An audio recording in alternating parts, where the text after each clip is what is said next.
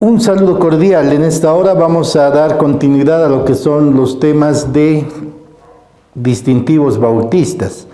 Pero para poder conocer las distinciones en el tema doctrinal y en su enseñanza, en esencia necesitamos hacer un recorrido de lo que es la historia de la Iglesia. En este sentido, podemos decir que la historia de la Iglesia, muchos autores lo van a dividir en 7 fases. Una es la historia de la Iglesia Apostólica, del año 33 al año 100, la Iglesia Primitiva, del año 100 al año 313, algunos autores vienen al año 94 al 313, va a depender mucho de qué autor estemos conociendo. Luego viene el periodo del obscurantismo, ¿no? De los 475 al 1400, viene luego el periodo de la Reforma, que tiene que ver con una pre-reforma, con una contrarreforma, del año 1400 al 1650. Luego viene la Iglesia Moderna, del año 1650 al 1900, y posteriormente la Iglesia actual, ¿no? Así que quiero que pensemos en algo que es trascendental para nosotros. Jesucristo. Jesús, ¿no? Que viene desde la historia en un concepto de que es el enviado de Dios, entender a Dios como parte de lo que es la esencia divina y por ende tiene eternidad, ¿no? Estamos hablando de un Dios eterno que viene con trascendencia desde el Antiguo Testamento. Y en el Antiguo Testamento hay un principio que usted va a conocer que dice el Shema hebreo, que es Jehová nuestro Dios, uno es. Esa es la tradición de los judíos. Jehová nuestro Dios uno es, ¿no? En Deuteronomio capítulo 4, verso 6. Entonces, este Shema hebreo es el principio de toda la estructura del pensamiento religioso del Antiguo Testamento. Cuando nos acercamos a Jesús, encontramos una promesa. Jesús dice: yo me voy, pero voy a enviar al Santo Consolador, al Espíritu Santo. Por lo tanto, ustedes vayan al aposento alto y en el aposento alto van a recibir la presencia o el derramamiento universal del Espíritu. Entonces, el Antiguo Testamento tiene que ver con el proceso del cumplimiento de la ley. Cuando entramos al periodo del Nuevo Testamento, con la muerte de Jesucristo, entramos con el periodo de lo que muchos van a conocer, el periodo de la gracia, ¿no? Entonces, en el Antiguo Testamento, usted va a monitorearse por el tema legal, por el tema de la ley, el cumplimiento de la Torá, el cumplimiento de los 10 mandamientos y todos los principios que en este contexto, que los sacerdotes, que los levitas y todos ellos promulgaban para el comportamiento social, religiosa y cultural del pueblo de Israel. En cambio, cuando llegamos al año 0, cuando Cristo viene, Jesús inicia un nuevo proceso de pensamiento, ¿no? A tal grado que muchas cosas que los religiosos, como los judíos, ponían como normas de práctica, Jesús va a ir absolviéndolas, aboliéndolas, pero con un mandato: yo no he venido a borrar la ley, sino he venido a cumplirla, ¿no? No he venido a abrogar la ley, sino a cumplirla. En este entendido, la culminación mayor para nosotros es Cristo. Cristo, para el Antiguo Testamento, conocido como el Mesías, ¿no? O el Salvador. Esta es la expectativa que tenemos de Jesús como un pueblo judío. Ahora, Jesús cuando enseña, Él enseña el tema de reino, ¿no? El reino de Dios se ha acercado. Entonces, Jesús viene y desarrolla el concepto de que por reino nosotros vamos a desarrollar una concepción diferente, y hay una esencia en el Nuevo Testamento, en el libro de Mateo, capítulo 16, donde hay una conversación entre los discípulos y especialmente con Pedro, preguntando: ¿quién dice la gente que soy yo? Tú eres el Cristo, Hijo del Dios viviente. Ah, perfecto. Esto no te lo ha revelado carne ni sangre, sino mi Padre que está en los cielos. Y bajo esa confesión de fe, o bajo ese acto, yo voy a fundar mi iglesia. Entonces, el primer concepto que tenemos que tener es que la iglesia es de Jesús, ¿no? La iglesia es de Jesús. Hay un propósito marcado aquí. Y como hijos de Dios, la Biblia nos dice que hay una relación espiritual del uno con el otro. ¿Por qué espiritual?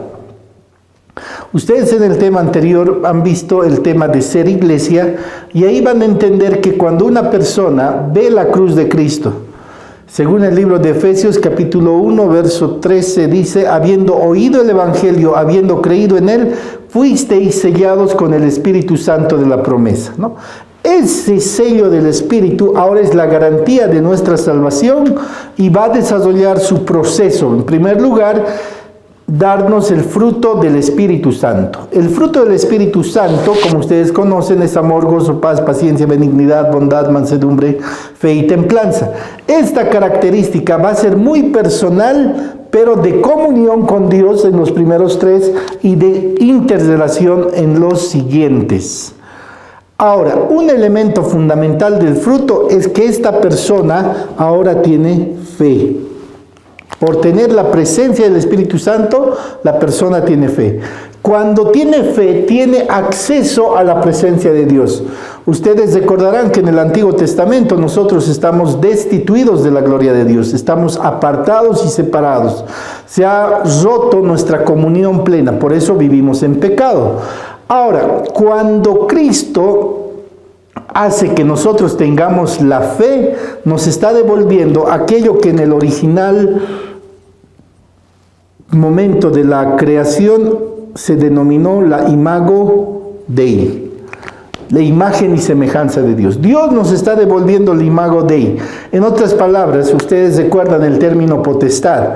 En el Antiguo Testamento, en el libro de Génesis, capítulo 1, el hombre tiene la potestad. En el capítulo 3, el diablo engaña a la mujer, pero el hombre pecó deliberadamente, según las cartas de Timoteo, o a Timoteo. En este sentido, hay una consecuencia, que el libro de Lucas, capítulo 4, verso 6, va a empezar a decirnos, yo tengo la potestad. ¿Y quién tiene la potestad? El diablo está hablando con Jesús en este relato y le está mencionando que él tiene la potestad, que a él había sido entregado y que él tenía la facultad de dar a quien le place y a quien quería. Pero cuando vamos a continuar con el relato, Cristo es llevado a la cruz del Calvario, muere en la cruz del Calvario, resucitando al tercer día, y el libro de Corintios dice, ¿dónde está, oh muerte, tu aguijón? ¿Dónde, oh sepulcro, tu victoria? Destruyó Jesús tu maldición. Entonces es como si Jesús va a las profundidades, le arrebata las llaves a Satanás, y ahora se pone en Mateo capítulo 28, en este mandato de la gran comisión, en el verso 19, toda potestad me es dada en el cielo y en la tierra. Por tanto, toma, id y haced discípulos a todas las naciones, porque el cumplimiento del reino es presente. Entonces, la iglesia va a tener que tener dos fundamentos. Primero, se convierte en baluarte de la verdad. Columna y baluarte de la verdad. ¿Por qué columna y baluarte? El apóstol Pablo decía, el glorioso evangelio a mí me ha sido entregado. Y ustedes recuerdan cuando Pablo le dice a Timoteo, esto te mando, que enseñes a hombres idóneos, a hombres fieles. Entonces, cuando estamos hablando de lo que es la presencia del Espíritu Santo, también tenemos que hablar del tema de la palabra de Dios. Que en estos periodos no había una Biblia escrita, solamente se había generado a partir de estos pensamientos de los apóstoles, de los discípulos del Señor que ahora eran los enviados. Había empezado a surgir un nuevo converso a la fe, que se llamaba el apóstol Pablo. Entonces Pablo se encuentra con Jesús, tiene un arrepentimiento. genuino, y él dice ser el último apóstol abortivo, aunque abortivo pero apóstol, porque ha logrado tener una relación con Jesús por ese encuentro divino de Hechos capítulo 9, ¿no?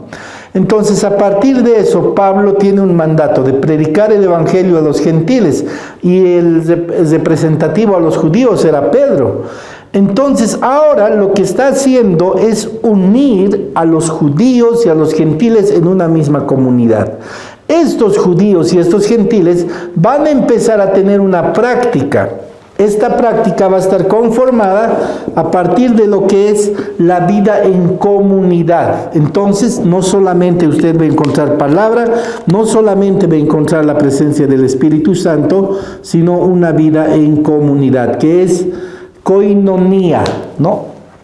Estar desarrollando el cuidado del uno del otro. Entonces, estas prácticas que los vamos a ver, algunos van a forjar algunos escritos a partir de lo que es el libro de Hechos, cómo estas personas van a empezar a tener una forma de gobierno incluso, porque la Biblia dice, no podemos desatenderlos, porque hay judías, hay griegas, que como había un tiempo de mucha persecución, si quedaba un hombre muerto, había una viuda. Si ambos titulares, papá y mamá, morían, había un huérfano. Y estos tenían que ser atendidos. Entonces, esta comunidad entre judíos y griegos empieza a convivir, pero necesitaban el cuidado del uno del otro, a tal grado que necesitaban una atención. Y los discípulos dicen, no podemos nosotros desatender, tenemos una prioridad, que es el ministerio de la palabra, y debemos permanecer en la oración. Entonces, el ministerio de la palabra y la oración eran características fundamentales para los discípulos. Pero esta comunidad necesitaba lo que llamamos diaconía, lo que se puede decir en nuestros casos, servicio. Entonces, para el servicio o la diaconía, vayan y busquen hombres con 3 características, ¿no? Según el libro de Hechos capítulo 6, llenos del Espíritu Santo, con sabiduría y de buen testimonio. Y estos hombres que solamente se ponen como servidores de las mesas, ahora van a tener impacto porque han tenido fe por el sello del Espíritu Santo, conocen y van a desarrollar la predicación y la enseñanza, y van a generar acciones hacia adelante. Entonces, quiero que ahora veamos que esta comunidad que se considera iglesia, a partir de ahora tiene una misión: ser columna y baluarte de la verdad. Esa verdad que nosotros conocemos como el Evangelio de transformación. A partir de esto, por la connotación que ellos tienen, la iglesia apostólica va a decir Jesús es el Señor. Esto lo conocen como el querigma primitivo o la enseñanza esencial o básica. Entonces, si Jesús es el Señor, para los emperadores romanos, esto era una revuelta, era una contraposición al mandato del emperador. Por lo tanto, este grupo que se llamaba la secta judía tenía que ser perseguida y aniquilada. En este contexto es donde Saulo de Tarso, en el libro de Hechos capítulo 9, va y empieza a perseguir a la iglesia. Pero se encuentra con Jesús en el camino, ¿no? Y ustedes conocen este relato, cuando Jesús le dice, Saulo, Saulo, ¿por qué me persigues? Saulo le dice, ¿quién eres, Señor? Ante esa respuesta, yo soy Jesús, a quien tú persigues, vamos a encontrar ahora la relación de momento crucial, de decir, bueno, yo sé, entiendo que eres tú el Cristo, has muerto en la cruz del Calvario, entonces realmente eres el Mesías, estás en la gloria de Dios Padre, no tengo nada más que decir, por lo tanto, solamente me queda decirte, ¿qué quieres que haga? Y se pone como un instrumento delante de Dios, entregando su vida misma para la proclamación del Evangelio y la extensión del reino. Entonces, Pablo ve 2 características para la iglesia. La primera característica que tiene que tener la iglesia es la edificación del cuerpo de Cristo. La edificación del cuerpo de Cristo para la extensión del reino de Dios. Para la extensión del reino. Entonces, como iglesia, estos son los propósitos: edificar el cuerpo de Cristo y extender el reino de Dios. A tal grado que edificar el cuerpo de Cristo, según el pensamiento de Pablo, es primero aprender a soportarnos los unos a los otros. A tal grado que debo estar dentro de la iglesia con mansedumbre, con humildad y por sobre todas las cosas con paciencia. Porque el vínculo máximo de la iglesia es ser el vínculo de la paz. Entonces la iglesia tiene un propósito: ser el medio reconciliador con Dios a través de Jesucristo. Pero para mostrar esto, la iglesia tiene que pagar el precio de ser uno en Jesús. Entonces la esencia de ser uno es cuidado del otro. La esencia de ser iglesia es llevar las cargas del otro. La esencia de ser iglesia es llorar con los que lloran, gozarnos con los que nos gozamos. Entonces la esencia de ser iglesia es tener el amor de Dios en nuestra vida a través del Espíritu Santo. Recordarán lo primero que sucede cuando uno les recibe a Dios: amor. Pero no es cualquier amor. Ese término es el amor divino que Dios ha puesto en tu vida. A tal grado que, es decir, el Evangelio de Juan, capítulo 3:16, nos dice que Cristo murió en la cruz del Calvario por nosotros, porque Dios nos amó primero. ¿Y qué dice 1 Juan 3:16? Que nosotros debemos poner nuestra vida por amor a nuestros hermanos. En los dos términos aparece el término ágape, que significa que la iglesia es la congregación de hombres y mujeres transformados por el Espíritu Santo y que tienen la vivencia del Espíritu de Dios y su dependencia cotidianamente. Y si eso sucede, usted puede tener el gozo, el amor y la paz de Dios en su vida. Y puede tener paciencia, templanza, mansedumbre. Entonces las características del Espíritu Santo van a estar en su vida, por lo tanto es parte de esta iglesia. Pero para edificar el cuerpo de Cristo, el Espíritu Santo va a desarrollar en usted lo que son los dones espirituales. A unos les dio los dones de pastores, apóstoles, evangelistas, maestros. Entonces usted va a considerar que tiene la capacidad de tener el don de Dios en su vida. Y dice la Biblia que el Espíritu Santo reparte dones como que Él quiere y a quien quiere. Muchos se preguntan, algunos tienen 2, tienen 3, tienen 4, tienen 5. Y esas personas que tienen el Espíritu Santo pueden desarrollar esos dones. Y esos dones nos sirven para edificar el cuerpo de Cristo y extender el reino de Dios.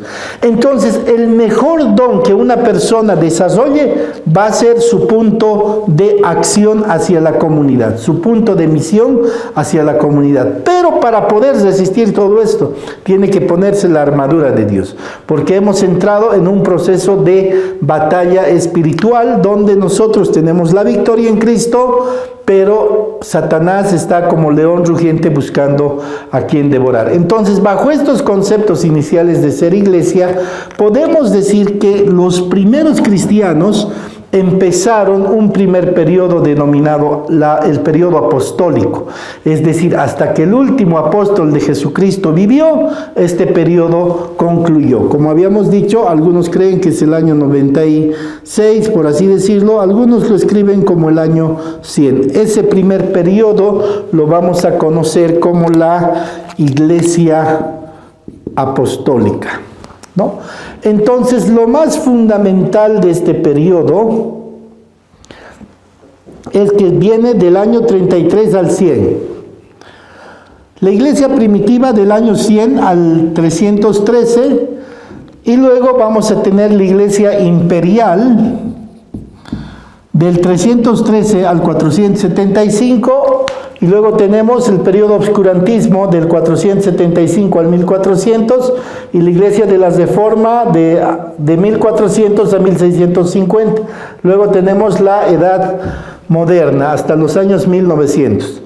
Ahora, lo que tenemos que entender de alguna manera nosotros es que el Espíritu Santo no terminó de escribirse con el libro de Hechos, sino que el Espíritu Santo ha ido trabajando continuamente hasta el día de hoy. Es por eso que usted está involucrado en este curso, porque Dios lo llamó con un propósito. En este sentido, vamos a decir que aquí en el periodo apostólico habían judíos, griegos, habían judíos conversos. Entonces, los judíos conversos son aquellos judíos que han ido a profesar la fe en Jesucristo. Ahora, los griegos han sido helenistas, vivían fuera de Palestina, pero profesaban lo que era la religión cristiana, es decir, las enseñanzas de Jesús. Y luego teníamos a los gentiles. Los gentiles comúnmente se consideraban las personas que no eran parte del pueblo judío, pero que tomaban la decisión de servir a Dios, ¿no? Entonces, estas comunidades se conforman en el periodo del periodo apostólico. Ahora, vamos a pensar un poco en la iglesia primitiva. Dentro de la iglesia primitiva, aquí vamos a tener persecución.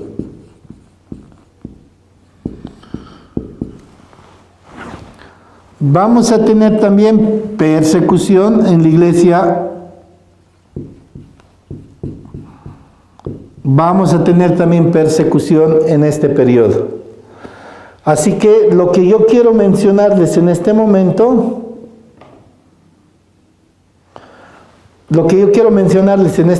es que la persecución era constante. Aquí ustedes van a encontrar a Nerón, ¿no?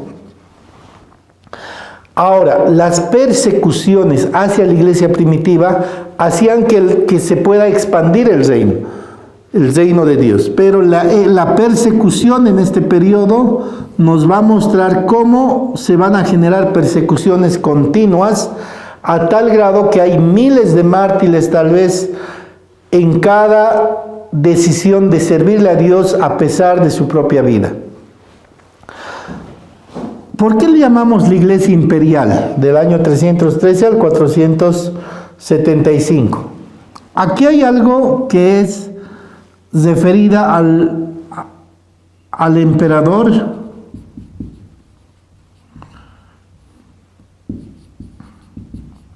Hay un edicto de Milán. ¿Por qué le llamamos iglesia imperial?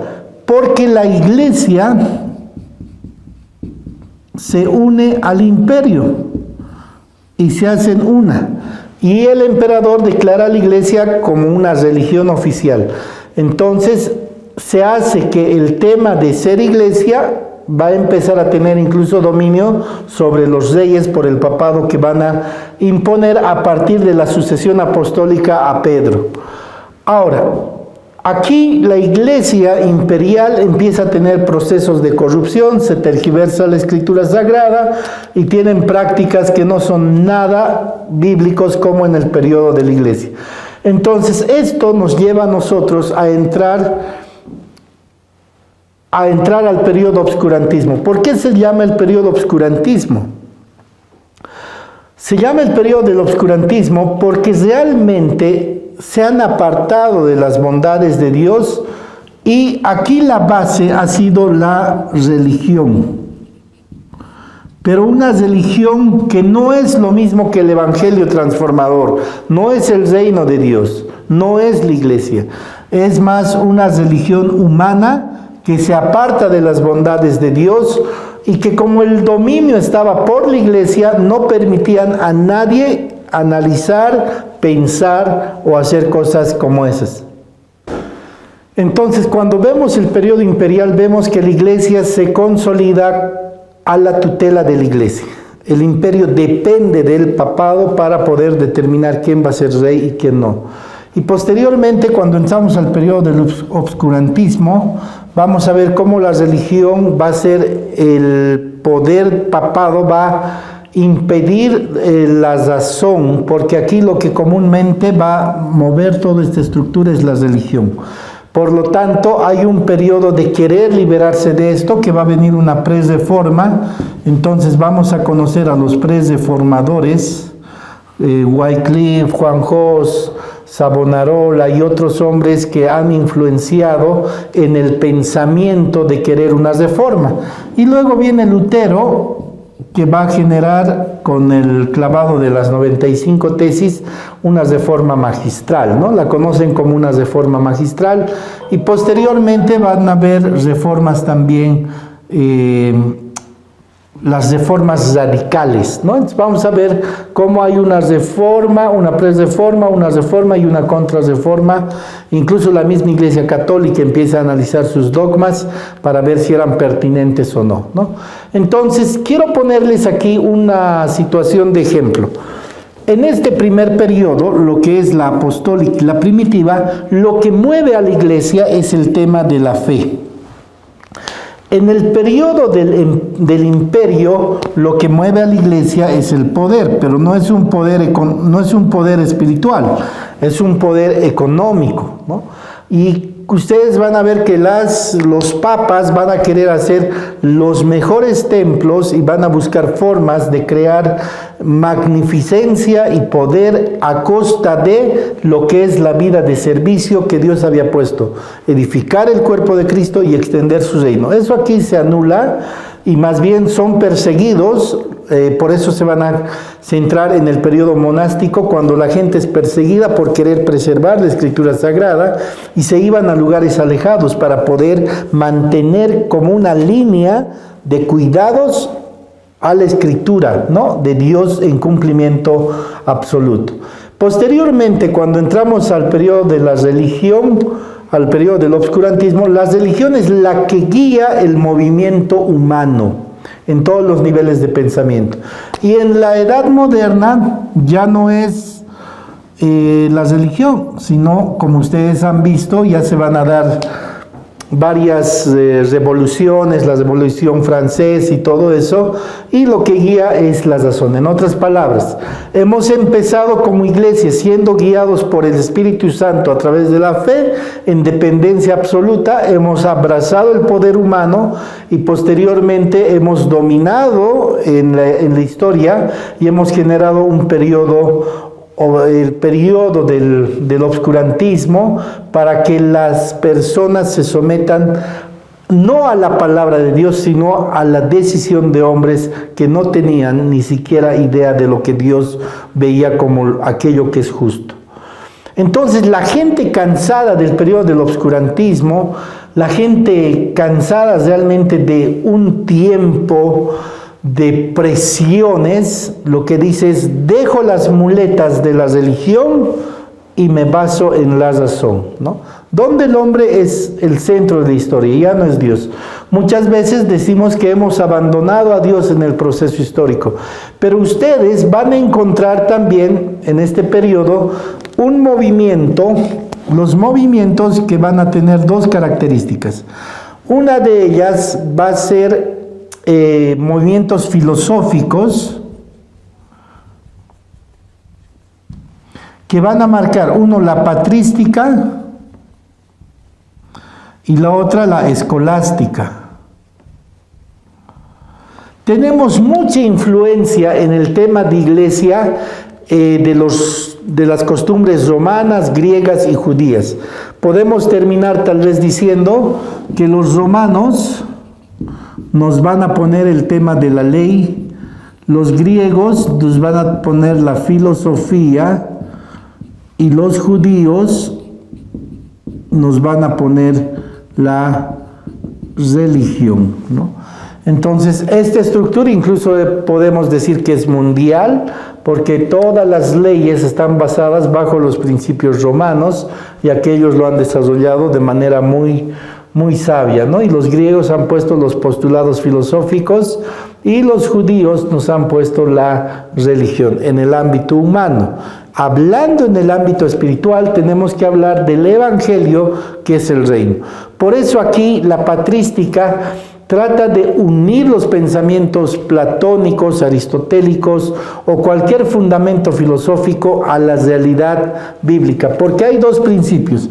La filosofía se basa en la razón, pero es contrapuesta a la fe, a tal grado que algunos dicen, si no lo entiendo por la razón, lo tengo que entender por la fe.